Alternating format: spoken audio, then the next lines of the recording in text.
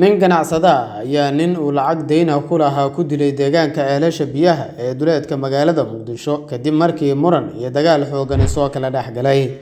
Nin ka mid ah ganacsatada deegaanka ceelasha biyaha ee duleedka magaalada Muqdisho ayaa nin uu lacag deyn ah ku lahaa isla markaana muddo badan uu ka haystay siina waayay waxa uu u doontay lacagtii uu ku lahaa si uu kaga soo qaato,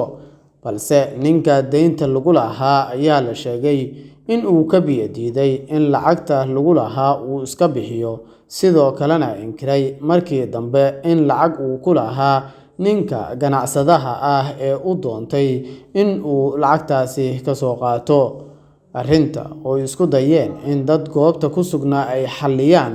xalna ay u waayeen oo ay gacmaha ka taageen, ayaa markii dambe waxa ay keentay in ninka ganacsadaha ahaa iyo ninka deynta lagu lahaa ay is-afgaaraan oo muran xooggan uu soo kala dhex galay, maadaama ninka ganacsadaha ah ee lacagtiisa doonayay uu ninka kale ku inkiray isla markaana u sheegay in uu haba yaraatee wax uu ka qaadi karo aysan jirin. Ninka deynta lagu lahaa oo aad u xanaaqay, inkiriyo iyo caraduna ay ka tanbadatay, ayaa waxa uu toorey uu watay uu ku dhuftay ninkii ganacsadaha ahaa, taasi oo keentay in ganacsadaha dhaawac ka soo gaaray tooreydii lagu dhuftay ee qoorta kaga dhacday in uu u geeriyoodo.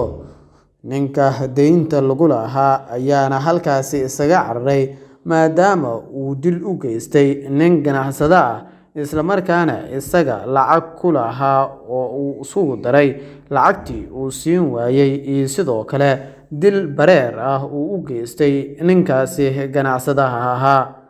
Muddooyinkii dambe ayaa magaalada Muqdisho iyo duleedkeedaba waxaa ka dhacayay falal aad u gurracan, kuwaasi oo la yaab ku noqday bulshada Soomaaliyeed isla markaana ay la argagaxeen. Dhacdooyinkaasi oo ay qayb ka ahaayeen haweeney gabar ay dhashay oo 9 sano jir ahayd ku dishay degmada Dharkiinley ee magaalada Muqdisho, taasi oo ay maalmo meydkeeda ku haysay xaafadda, iyo sidoo kale haweeney gabar yar oo saqiir ahayd oo ay dhashay isla markaana la sheegay in ay maalmo dhalaneed markaasi ku soo tuurtay xaafadda Raadeerka degmada Daynile ee magaalada Muqdisho,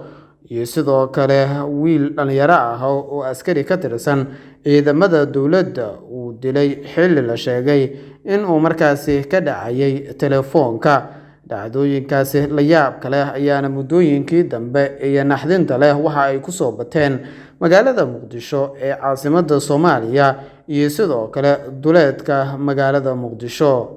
Dhowaan ayayna ahayd markii deegaanka ceelasha biyaha uu askari ka tirsan ciidamada dowladda uu ku dilay nin ganacsade ah oo markaasi ku sugnaa goobtiisa ganacsiga, isla markaana rasaas ay fureen xilli halkaasi ay marayeen uu askarigaasi ku toogtay ninka ganacsadaha ahaa.